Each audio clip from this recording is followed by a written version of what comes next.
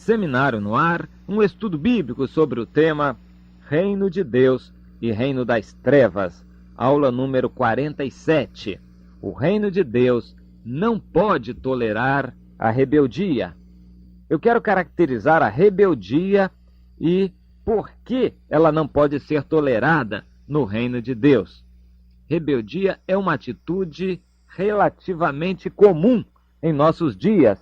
É seguro poder afirmar que a rebeldia é marca registrada das crianças de nosso tempo. É raro você encontrar uma criança que não seja rebelde. As causas são muitas, as razões são muitas, mas a realidade é que a rebeldia está patente, está marcante nas vidas de nosso tempo, principalmente nas mais recentes, nas crianças, adolescentes e jovens. Rebeldia. Mas não é só neles, não. A rebeldia também está nos adultos. Sempre esteve.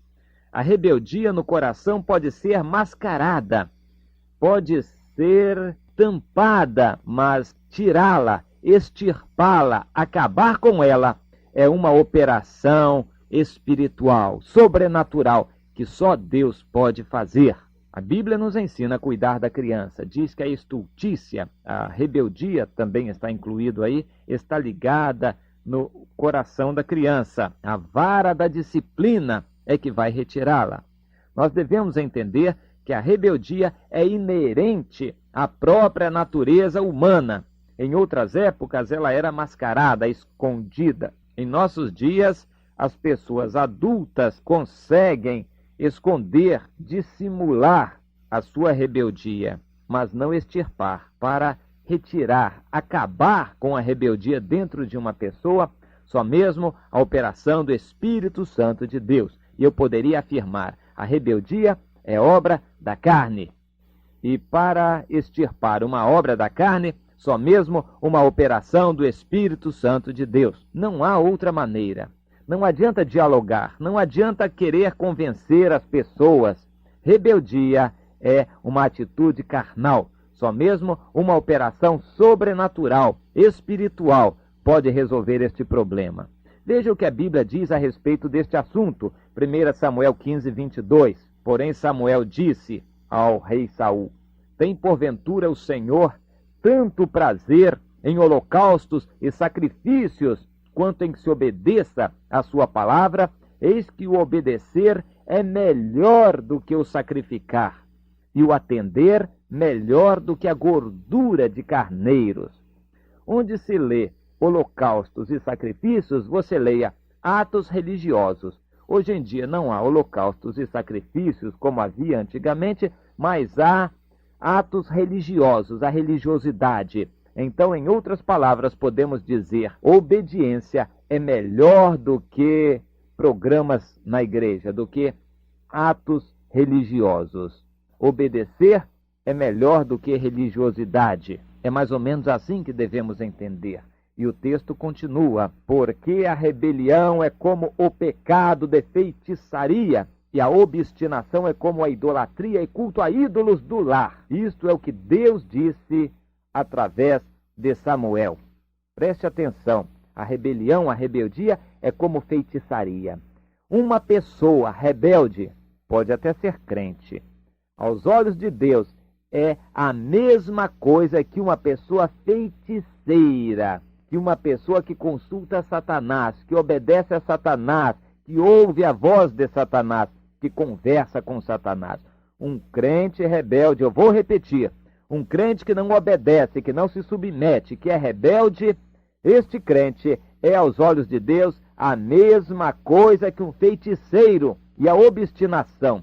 Obstinação é também uma obra da carne, que está muito relacionada com a rebeldia. A obstinação é você colocar uma coisa na cabeça e não atender a ninguém mais, e sair em frente com aquilo na sua cabeça para fazer aquilo e não dar ouvidos mais a ninguém. Isto é obstinação. E a obstinação, diz Deus, é uma idolatria.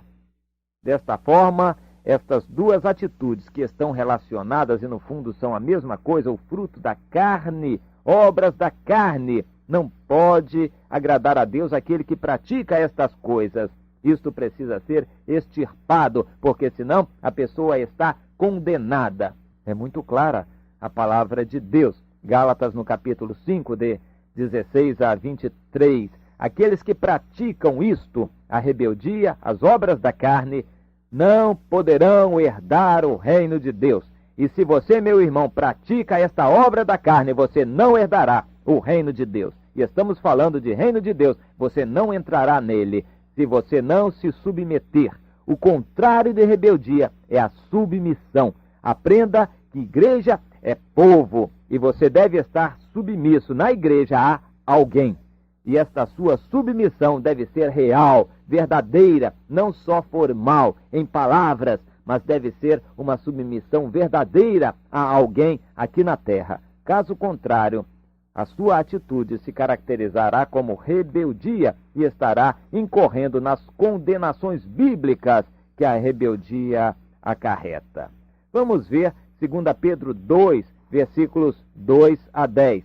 O nosso irmão apóstolo Pedro foi muito experimentado na sua vida e também, movido pelo Espírito Santo de Deus, nos deixou esta exortação que se aplica muito bem a nossos dias. Muitos seguirão as práticas libertinas desses líderes, falsos líderes carnais de nossos dias, e por causa deles será infamado, ou seja, será mal falado o caminho da verdade.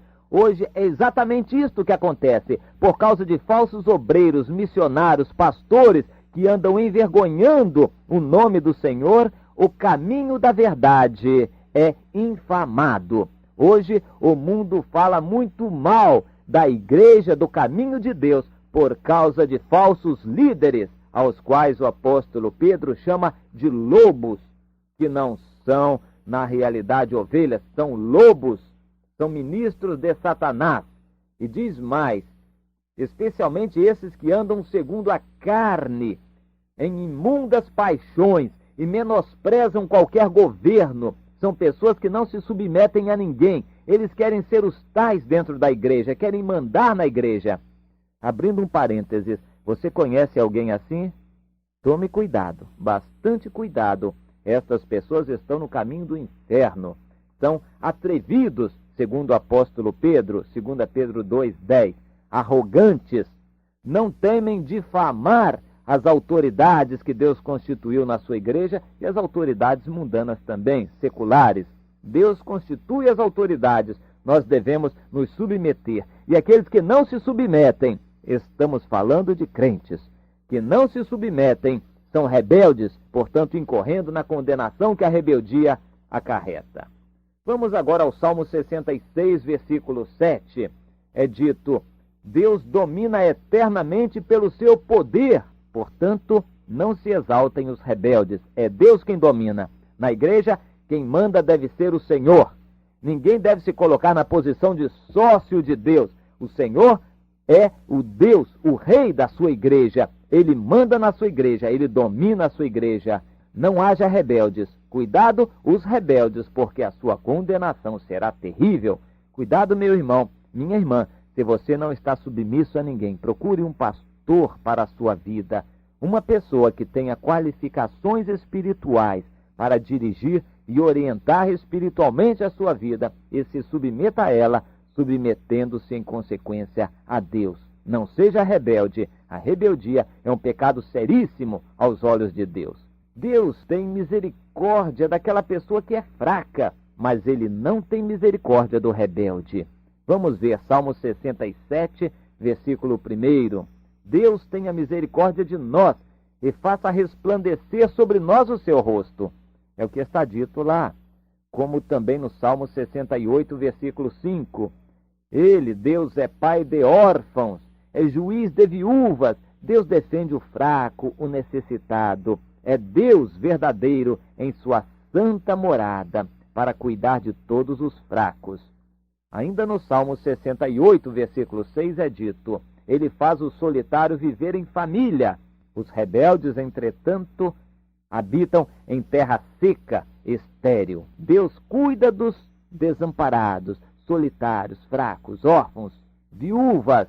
Porém, os rebeldes ele lançará em terra seca, em fogo ardente, irão para o inferno de fogo.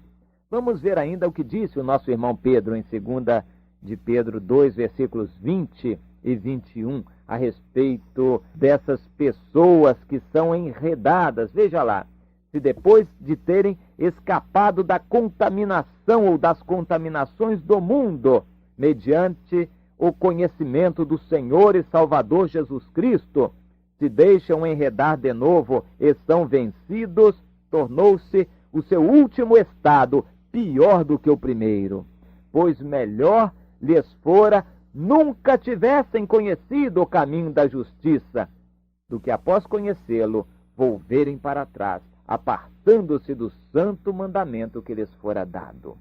Aquele que se aparta do mandamento é aquele que se rebela, é aquele que não quer obedecer, é aquele que não quer se submeter. Este se aparta do mandamento.